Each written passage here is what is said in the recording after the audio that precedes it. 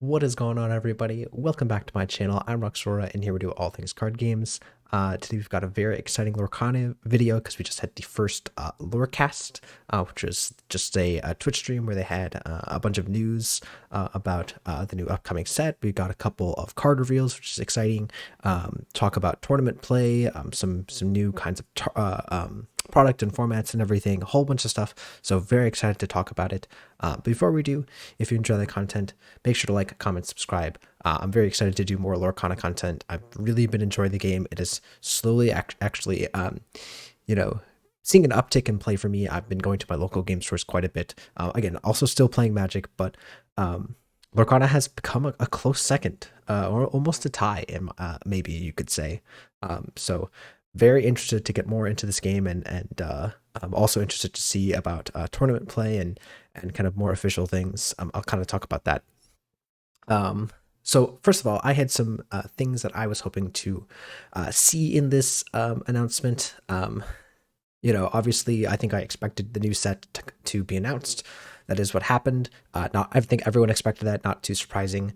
I will say that the rate at which they're putting out sets is a bit concerning. I feel like we just were dealing with Inklings and still haven't really got to play it in a ton of events or even high-level events, any high-level events with the set. So, that's kind of awkward. But the Magic and all these card games have kind of been doing this over and over and over. So it's nothing too unique.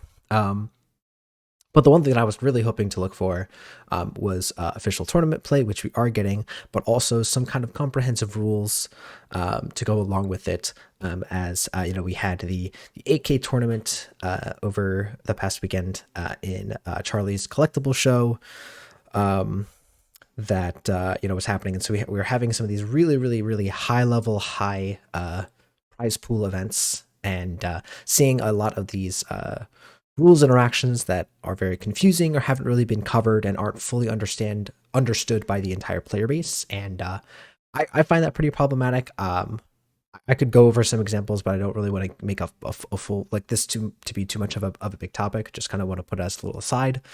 So I hope we get something like that again at some point.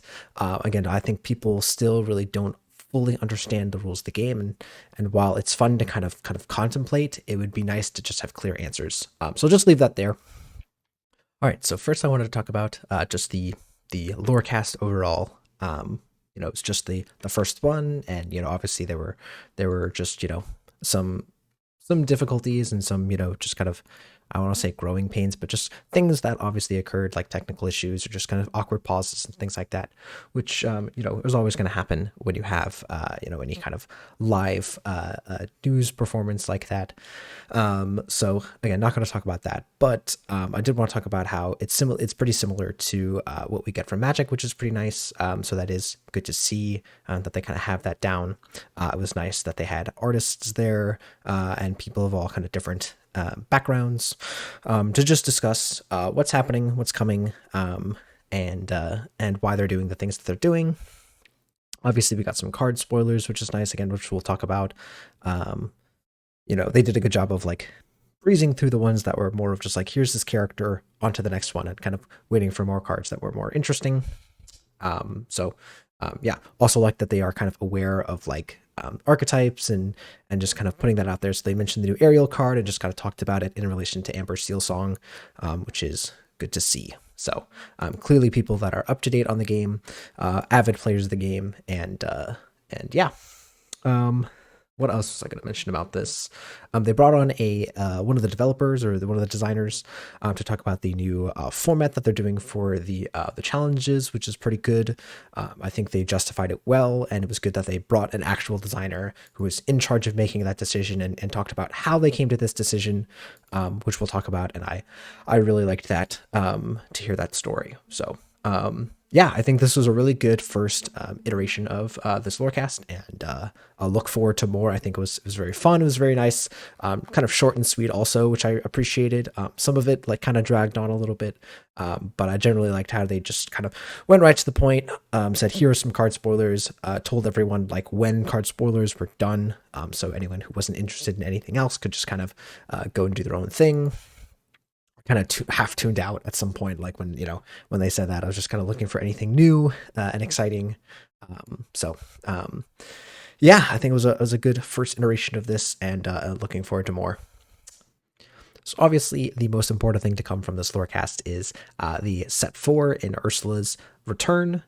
Um, Showed off some of the box art. We see some of the characters. So we see Ursula, Ariel, but we also see Sisu on here, which is pretty interesting. I think this is, I forget, we got Hercules, we got some other things.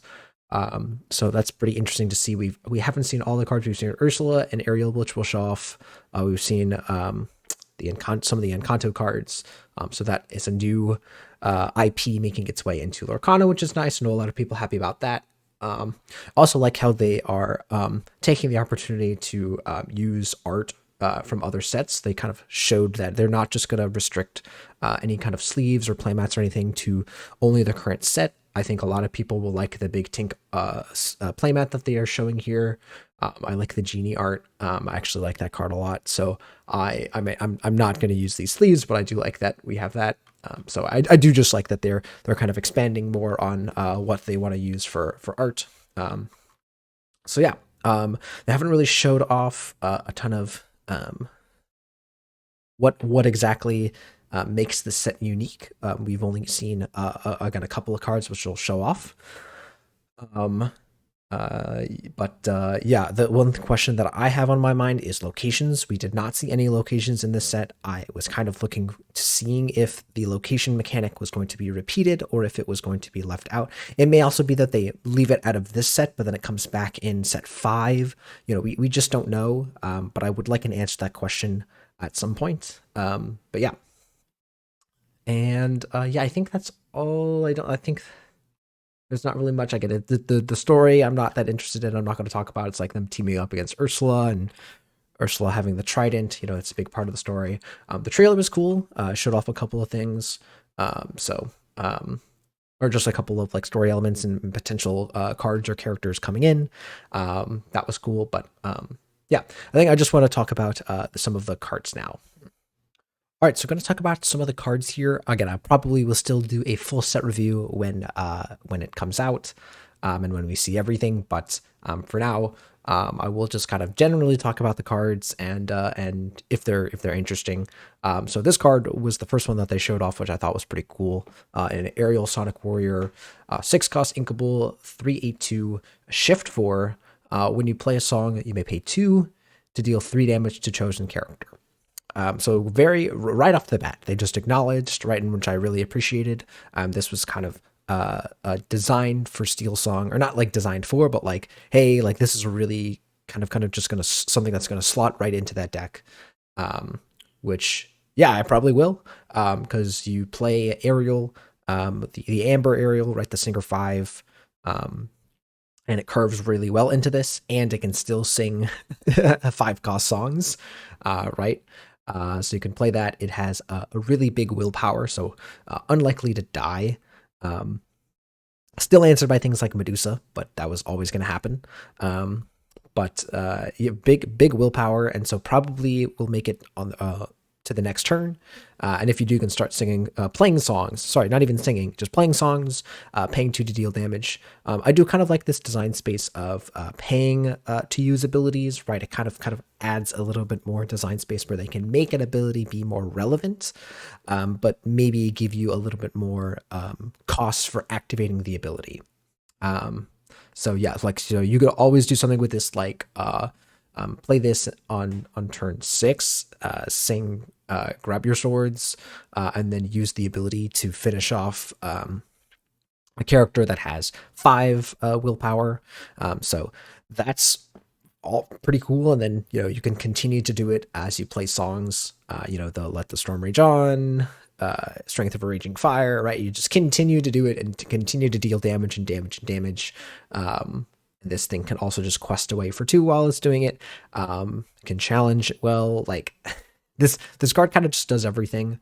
I do think it fits as a super rare. I don't think it's worth being a legendary, and it's definitely above a rare. So it does make sense. And yeah, it seems like it's going to be a good card.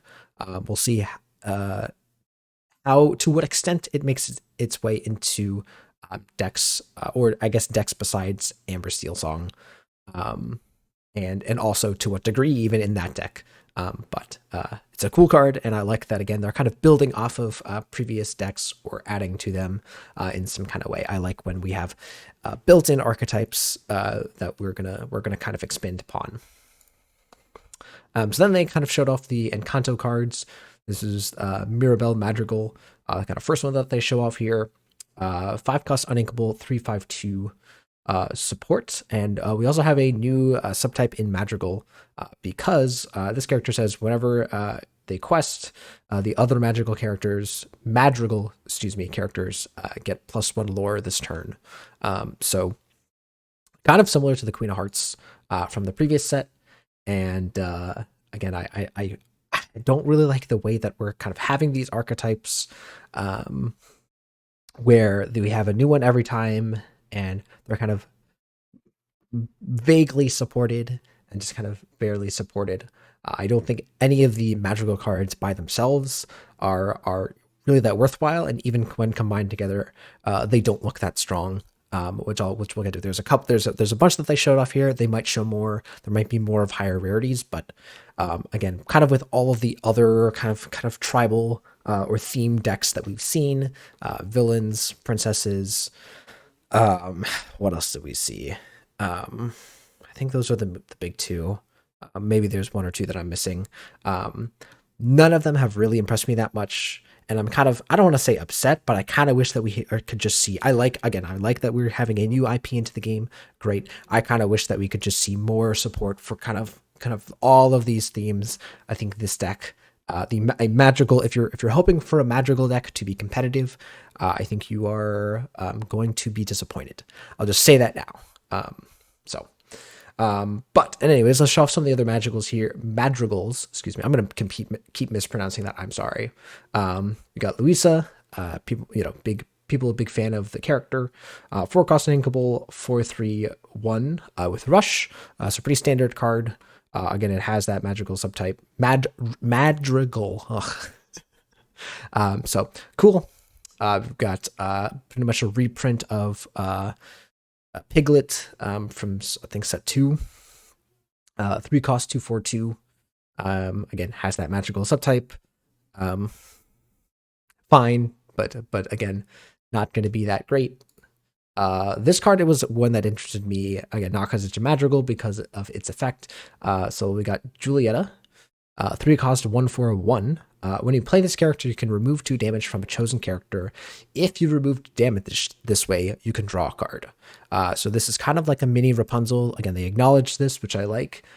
And I do kind of like that it's not common to be able to still provide some card advantage. This can also be used, it's cheaper, so can it be also used in more low to the ground decks as just like a 1/4 quester that also happens to draw you a card. Probably a little bit easier to do. I like this card a lot. Again, I don't know if it's quite going to get there competitive wise, but it certainly could. So I like seeing that. Always like when I see the uncommon symbol and I think, yeah, a deck could use this. So it's pretty nice. All right, got first legendary here. And this is a doozy. A lot of people talking about power creep when looking at this card. Again, I'm not here to make a whole video on that, but it is what it is. So we got Mulan Elite Archer, 6-cost 2/6/2, Floodboard Hero Princess, which I like, shift 5, and when you shift this character, when you play this character, if you use the shift ability, she gets +3 this turn. So you don't get a huge discount, right, for the shift ability, but you do get an extra effect if you do use it, which I like.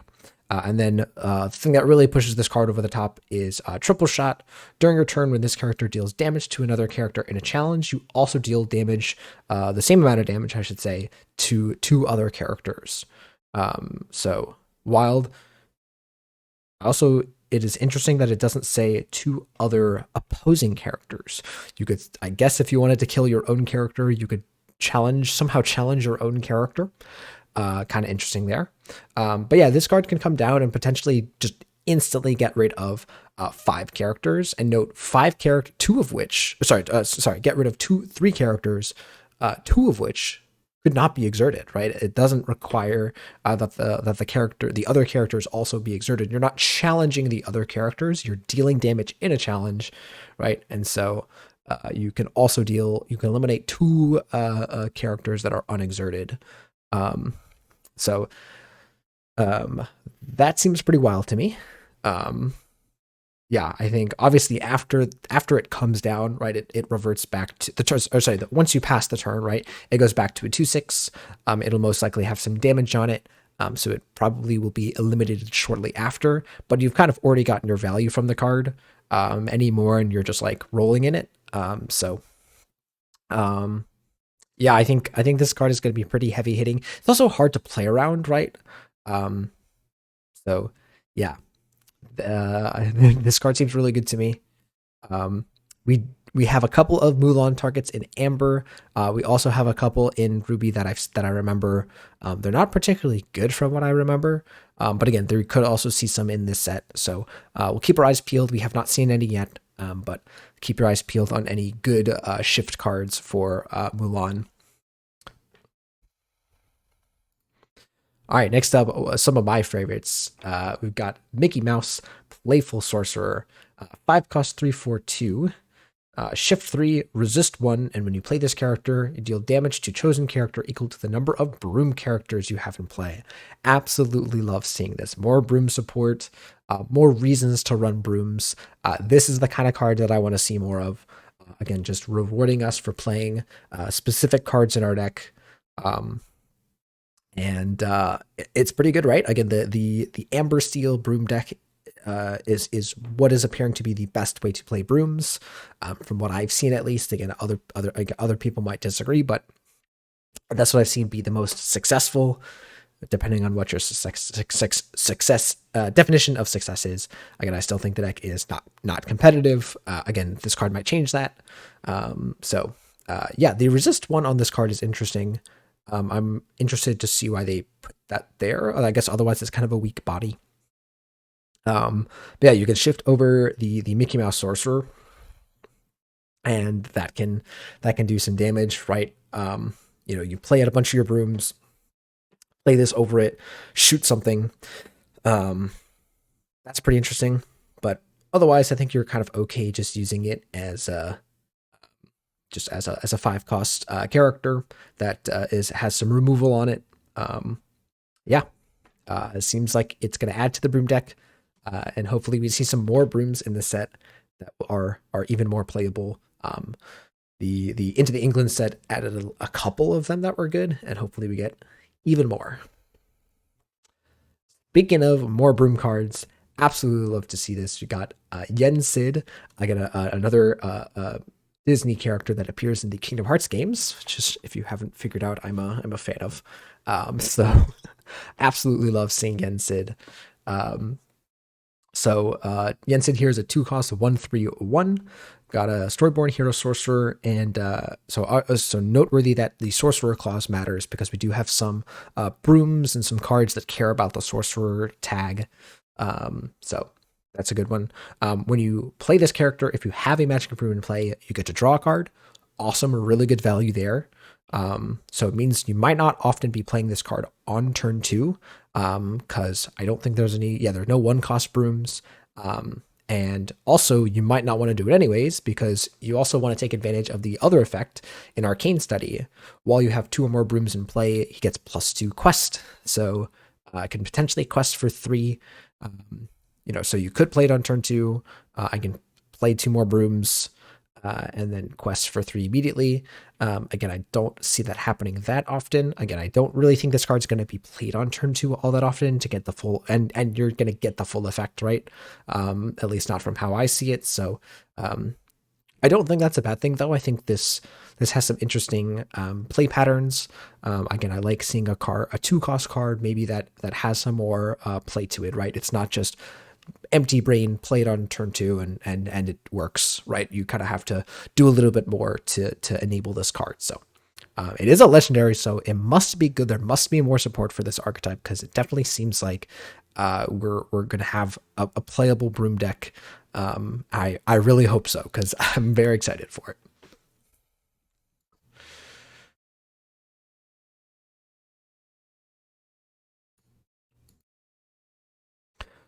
Okay, I think this was the okay. I think this was the only other legendary revealed today, if I remember correctly.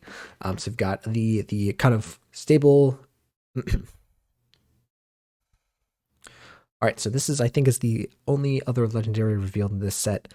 Just kind of the flagstone of the set. Ursula, Sea Witch Queen, 7 cost inkable, 473. Okay, so that's some good numbers right there. Floodborn Villain Queen Sorcerer, awesome. Shift 5, which is good. That's good. Love like to see that. Very similar to right Jafar, Striking Illusionist in terms of ink cost and shift value, right? Whenever this character quests, exert chosen character. Interesting. Okay. And then other characters can't exert to sing songs. That's a very powerful effect. I'm pretty excited to have a card that interacts with songs in a way that we haven't seen before. We're not talking about Tiana, like Princess Tiana, right? That stopped you from playing actions altogether. This strictly is working against songs, which I think is pretty cool. Songs have been super, super powerful in the game with all these good shift cards and all these good singer cards like Ariel getting to sing high cost songs way earlier than you'd normally expect them to be played, and also giving you mana advantage and all these things. So, yeah, having a way to counteract that is pretty nice. There's also is a shift card that I don't know if we have a lot of good targets for. So maybe we'll get some cheaper versions of Ursula, right? I think we have the 7 cost, the one from set 1, and oh, sorry, we do have the 3 cost Ursula from Into the Inklands. So that's interesting. Potential usage for that card. We hadn't seen that before, so I like that.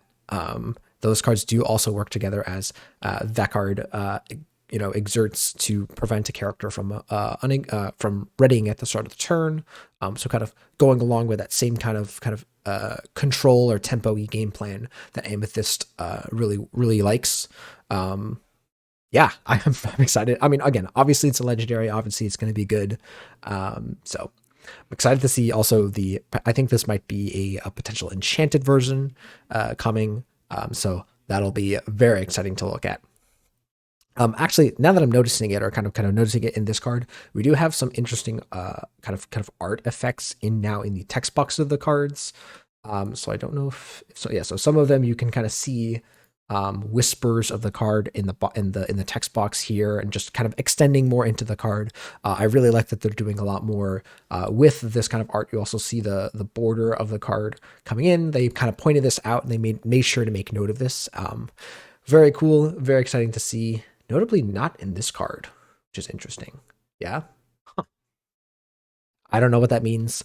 Again, that all these is just shrouded in mystery, but they did make a point to make that observation. So, but yeah, I do like just seeing the kind of shadow of the art here in the card. Like that a lot. All right, so now on to some cards that were showcased in some other products and are a little bit more, I don't want to say boring, but not as exciting.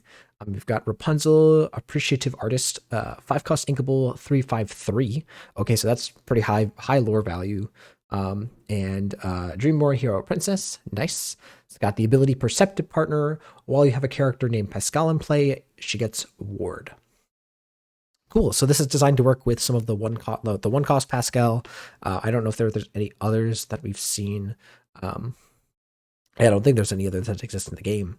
And that one, while you have another character, it's got evasive. So this having Ward, both of those cards work well together. Cool. Again, I don't think either, like Pascal is a tech, is an interesting card for some aggro decks. I don't think this card is particularly good even with Pascal.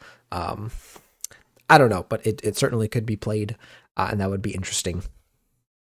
Yeah, I guess if you just play Pascal early and then you just play this, your opponent can't interact with it, and then it's got a pretty big willpower, so maybe it's playable. That's certainly interesting. And I do like how those cards interact. So it's a cool little combo. It could be good for Also, like seeing more synergy between Amethyst and Sapphire. We have not seen a ton of those decks work together. With Into Inklings, we have the Magica Dispel Lucky Dime combo that I've seen some people build, but again, really hasn't done much. And I liked that that set was incentivizing people to try out those colors together. And I think it looks like we're doing it even more. Hope to see more Sapphire Amethyst decks. Because again, I haven't really seen too many. I've seen a couple in some tournament, like one or two lists in tournaments. Really haven't seen much otherwise. So would love to see that. Because again, I think having all these different colors in the game adds to that enjoyment, and I hope to see that. Oh god, this card looks so funny. But I also just really like it. So we've got Goofy Super Goof. Oh my god. 4 cost Inkable 241. But we don't care about that because it's got Rush, and whenever it challenges another character, you gain 2 lore. Never underestimate the power of a goof. Good old goof. Yeah, this card seems actually pretty good, especially for a rare.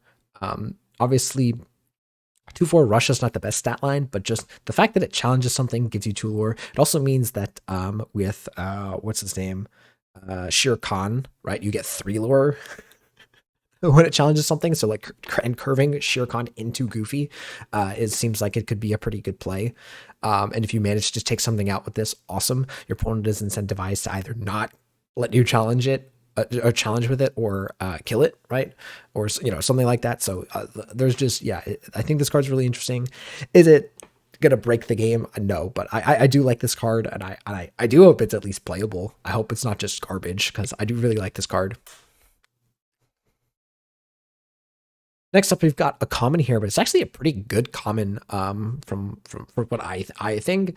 We got Hans Noble Scoundrel, 3 cost 3/2/2. So like pretty good numbers there already. Storyborn Villain Prince. So again, 2 relevant subtypes. And when you play this character, if a princess or queen character is in play, oh, I didn't even realize it. You have to have it. Princess or queen character is in play, gain 1 lore. That is so fun. So like obviously the flavor here, right, of Hans, again going after princesses and queens and whatnot, seeking them out, makes sense. There's also some mention of like how it relates to Ursula and like the villains and are teaming together against the heroes. You got to, again, not going to get into the story too much, but yeah, this coming down, if you get a lore off of it, which doesn't sound that hard, right? You either play a decent amount of princesses or queens in your deck, or right, it's also possible for your opponent to have a princess or a queen already. A lot of them exist in the game. And are being played. You just get a free lore. Yeah, it seems pretty good. Again, I don't know if it's enough for it to actually be played in constructed or competitive decks, but it's pretty good for the common. Yeah, cool. All right, next up is a little bit of a boring one, but it is an important one. We've got Daisy Duck, Lovely Lady, 1 cost 1/3/1, no other abilities. Some a little poem here for a flavor text, and that's it. And you might ask the question, well, why do we need this? Well, I think right, if I remember correctly, there is no card like this in Amber. We have a couple in Ruby, Amber or Amethyst, Emerald, right? Has one. I think that's it. Steel has one. Steel has Tiana. I don't know if Sapphire has it. I don't think so. Let me know if I'm wrong. But Amber getting this now, and yeah, that's pretty good. It just means that you can now use this card in place of some of the other 1-drops if you want. Could also see a shift Daisy Duck. I don't think that's likely, but yeah, this is pretty cool. Again, we do kind of need this. Amber loves their 1-drops, so just having more to work with Stitch Rockstar, to work with Bernita, to have. You could also see some kind of Ruby Amber deck, using Teeth and Ambitions with this card, right? Like we see with Ruby Amethyst, right? So that's exciting. So yeah, pretty cool, and like pretty boring but important addition to the game. Next up, we got Anna Braving the Storm, 2 cost 1/4/1, Dreamborn Hero Queen. If you have another hero character in play, it gets +1. pretty standard effect there, but pretty powerful. 4 willpower, right, on a 2-drop is nice. Means it will probably survive. So you play it on turn 2, and then you immediately play a hero. It could be something like, yeah, I think Hercules, right? Hercules is a hero. So Hercules bodyguard, bodyguard it, quest with this for 2, and you get a nice 2/3 punch. Yeah. Again, not sure if it's enough to see constructed play, but again, kind of like the Hans card, pretty good for a common. All right, and then the last spoiler that they showed, again, another cornerstone of the story of the set is Triton's Trident. Only an uncommon here, but they did mention that there are going to be more stuff that the Trident does. Presumably, there'll be one of a higher rarity. Or, you know, again, we don't know. We'll see something else from the Trident. Again, I don't really care about the story and the cards, but yeah, 2 cost item. You can banish it to give a character a +1 attack for each card in your hand. Cool. You know, they talk about the flavor of, you know, you having a bunch of cards in your hand. And gear, like with the Trident that Ursula's building up for a big attack. Again, the flavor works awesome. They had a story that they wanted to tell with the card. They did it. I think the card is not that good. Probably will not see that much play. Again, I guess like if you have a 1-drop, end this out, and then you play this, right. Your opponent is potentially in trouble because you could get +5 attack with this. So I guess that's interesting, but again, I still don't know if it's worth it. But it's at least an interesting card, and yeah, it was pretty exciting to see all the spoilers from the set so far, and excited to see more. All right, so next up, I want to talk about the Lorcana Challenge, which is just the competitive event circuit that they're going to be starting up. First of all, thanks again to the Mushu Report for kind of coalescing this information. I like some of their stuff. Go ahead and check out their website. I use them for a couple of things. So always like to see people. Again, I don't know who runs this or whatever, but I really respect when we have these kind of self-run websites. So just wanted to put that in there. So yeah, basically this is just like, I don't want to say like the Pro Tour GPs from Magic, or PTQs or whatever you want to call them. We don't know exactly what they're going to lead to. But we have a couple of dates announced for some. I'm pretty interested in the Georgia one, as that's pretty close. Seeing about the Chicago one. We're seeing more announcements soon, so I'm also going to look out for those. And also good to see that we have some announced for Europe. So yeah, pretty interesting. And it's good that we have this because, again, I think there are a lot of players in other countries that want to compete. So they did not really discuss it in detail in the Lorecast. We do have the event details that have been pulled. Seems like pretty standard in terms of number of rounds, constructed, okay. And then they do talk about how the first rounds will be Swiss with an asterisk, which we'll talk about. The next day will be single elimination, best of 3. And then it looks like, okay, so the top 32 bracket, right? So they mentioned also that these events will have a cap of, I think they said 512 or something of that amount. Obviously, that's the starting cap. They might add more. We'll see, but that's a pretty good size for these kinds of events. Not too big, not too small. Let's see. And then they talk about there'll be some side events and other things. Awesome, great.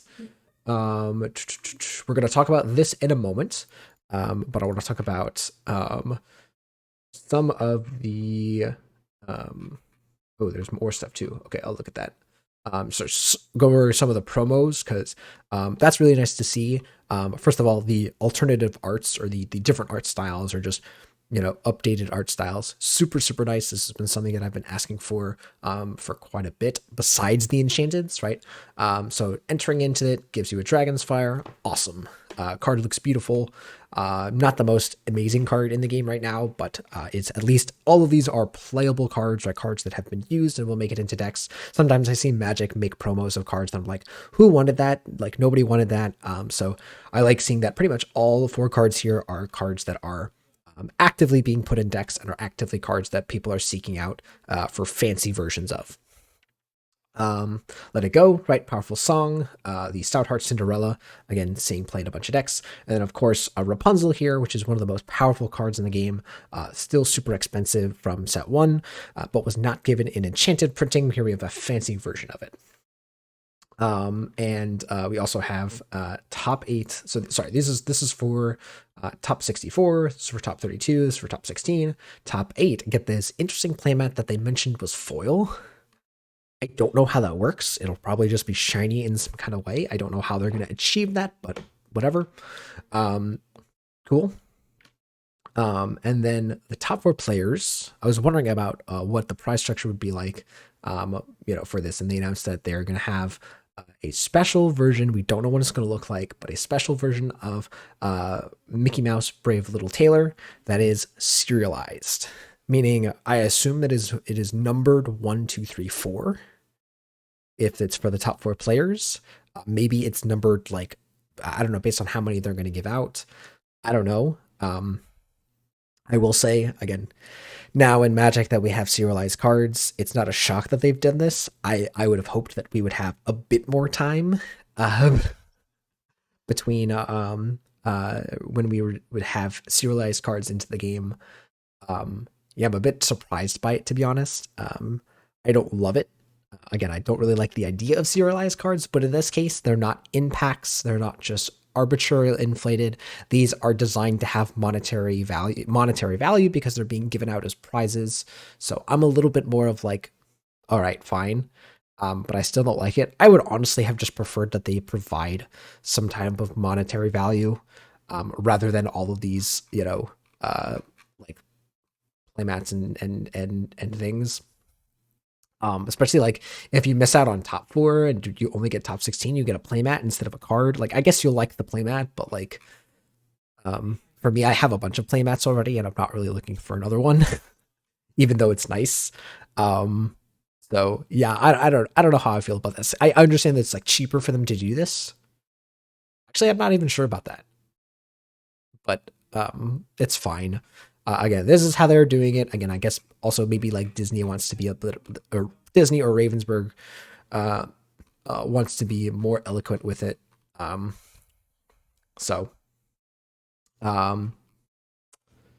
cool.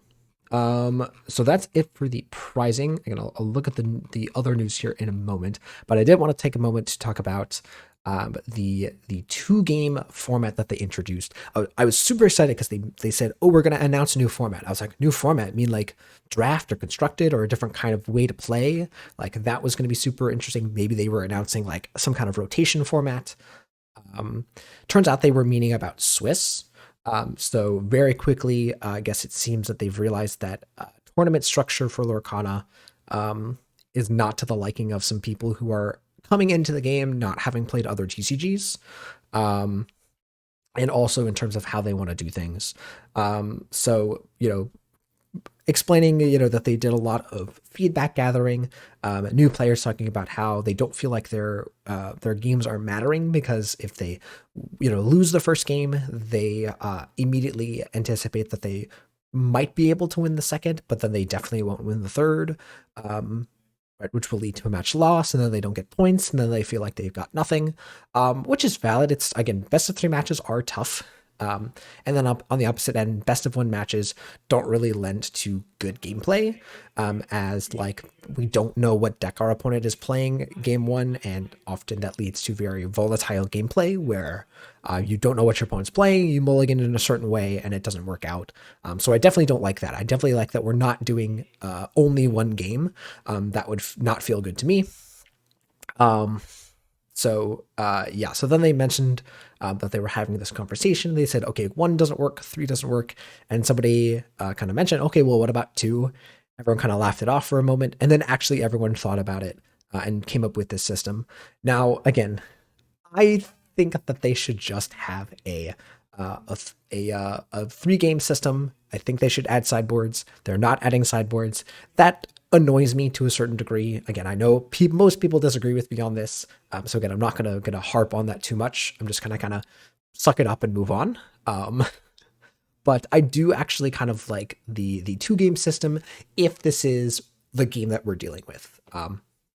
So another interesting note is that they noted that die rolls, right, have an overbearing impact on the game. We've done the math, and people have done data gathering. That, you know, being on the play adds something like an extra 5% to your win percentage, which is astounding. Actually, it doesn't sound like a lot, but it's quite large. And both Ravensburg and the player base have done this and mathed out or gathered this data. So that is a huge problem for these best of 3 games or best of 3 matches, where if you win the die roll, you're going to be going first in 2 of those games, which instantly improves your win rate.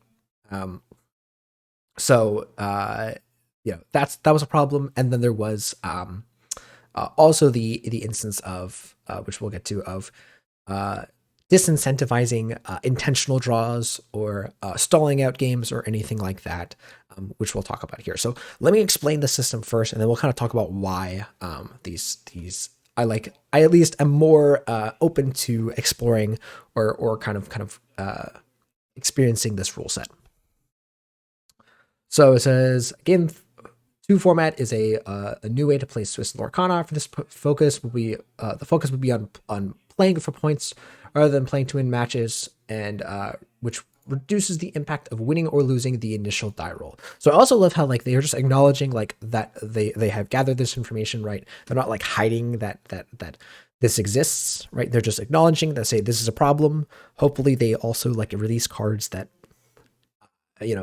do something about this, or maybe lead to more back and forth gameplay and or whatever, right? But for now, right, this is kind of all we can do. So it says game 2 format, 2-game round consists of the following rules. So round is 2 games long or until time is called, right? So obviously the matches are still going to be timed, like they talk about. Do they talk about it up here? No, I guess they don't talk about how long the round timer is, but you can expect it to be something like 50 minutes to an hour. Following the standard end of round procedures, right? So obviously, if you don't finish the second game in time, you'll have a chance to play out the last couple of turns. Each player earns 1 point for their ranking they win in the round. If the player wins both games, they earn an additional point for a total of 3. At the start of the match, die is rolled. The winner of this roll decides whether they start game 1 or game 2 instead. The other player will start the match that is not selected by the winner of the die roll. So they talk about how if you win one match, so let's talk about some scenarios here, right? Scenario 1, I win the die roll, I play first, I win the match, awesome. My opponent then gets to go first for the second game, they win the match, awesome. We each earn 1 point. Cool. Now let's say I go to the next match. I play my match, and I win the die roll, right? I win the first game and I win the second game. Now that means I've earned 3 points for a total of 4. So my point total, I think they mentioned that it was like strength or something like that. I don't really care what they call it, right? But my point total for this tournament so far is 4. And then of course, obviously, maybe the next round, I go 0-2, I lose both games, and I get 0 points, and I stay at 4 while my opponent earned 3 points. And then you proceed out the rest of the, I think they said 9 rounds of Swiss, and at the end, right, that is how they determine standings in terms of, first, second, third, right, and the top 32 that will compete in the next day of competition. So this does quite a few things, right? Obviously, number one, it reduces the importance of the die roll, as both players will get a chance to go first in these games. That's pretty nice. It also means that matches will probably be quicker, as you won't have that third deciding game to take up even more time. So that's pretty cool. It also disincentivizes, again, as we talked about, intentionally drawing. There is basically, as far as I see from this, there is no reason to intentionally draw in these scenarios. I guess there still might be a scenario where you want both, like, you and another opponent are in the last round the highest point total, and so both of you just kind of want to earn 1 point, and so in which case you would not earn you would just both put 1 and 1 as opposed to 3 and 0. So that might be a scenario, but besides that, it incentivizes people to just play it out most of the time. So that is good, at least. I know a lot of people were complaining about that. Again, coming from Magic, I'm a little bit more culturally accepting of intentional draws and just gaming the tournament, as they were talking about, instead of playing the game. Again, I understand wanting to reduce that. So I think that's perfectly valid. So I think they've the biggest thing is here is I think they've accomplished it. It would be one thing if they stated that was a problem, made a system that they said fixed it, but actually didn't. I think this does a really good job of doing that. What else was I going to say? As far as, like, other interesting takeaways as a player, I may now, if I win the die roll, since it says we still get to decide, right? Decides whether they start for game 1 or game 2. Now, in this case, I might actually decide to play the second game going first, as I will have more information. Maybe if I'm a control deck, maybe I want to go second, as I want to be able to figure out what cards I want to keep or ink. Whereas if I'm an aggressive deck, I obviously want to be going first the first game, so that I can come out gates blazing and just quest before my opponent has any time to realize what's going on or what they should do. So at least I like that actually adds, like, almost an extra dimension. Whereas again, in best of 3 matches, you always decide to go first, right? You win the die roll, you decide to go first. Game 2, you hope to win the game, and then hope to get one of the next 2 games, hopefully. So yeah. So I really do like. I'm excited to explore this again. I'm not saying it's perfect. I'm not saying it solves every issue in the world, but I do think it's a better system. And again, if we're not going to implement any kind of sideboarding or any kind of interesting way to improve decks or improve matchups that would otherwise be unfavorable, I think this is fine for now.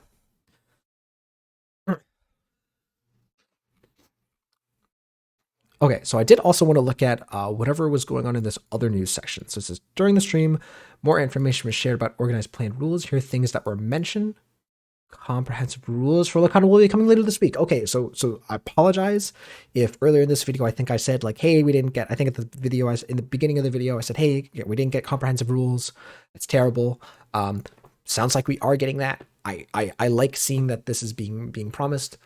Again, hopefully it comes in a timely manner. Hopefully it comes before the first challenge. I really hope that happens. I would be a little bit upset if it didn't. And then it also says judge program underway. Awesome. Great to hear. Hopefully this happen. Hopefully it happens, goes smoothly, and comes in time before the challenges happen, so that we are able to have an understanding of this.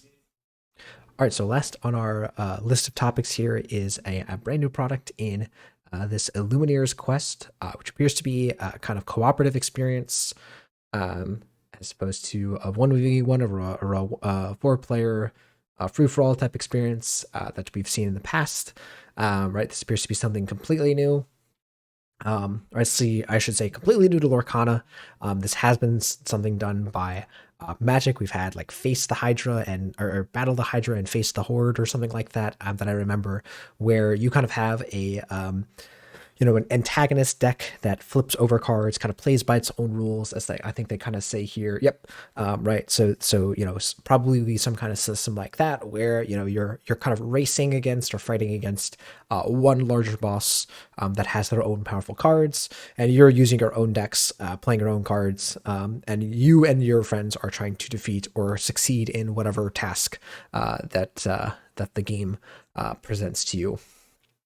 So it provides, I believe, the things that you need for that, but I think they also provide pre-built TCG decks, which is nice. I wonder how expensive this is going to be because I don't remember how much the Hydra and the other Magic experiences were. But it also mentions that you can use it with any Lorcana deck, so that's nice, right? So people can build decks and then they can go against Ursula, and presumably they'll do this and repeat it. Oh, also interesting that there's different difficulties. So yeah, I like these games. I also like some of the ones that are not like deck builders, like Sentinels of the Multiverse, Aeon's End, that other games play, where it's a cooperative experience and everyone is just kind of having a good time. So yeah, it's pretty cool. And again, people might look at me as a competitive player, but again, I do enjoy the game, and I do like that we just have more ways to play Lorcana. It's never a bad thing. So yeah, interested to see how it is and how it works, and hopefully it's pretty fun. All right, guys, and that's gonna do it for me. I hope you guys enjoyed. There's so much news to talk about. But what were you guys most excited for? Was it the new set? Was it the challenge card? And the challenges and the promo cards. Was it the new game and all those kinds of things? So yeah, let me know.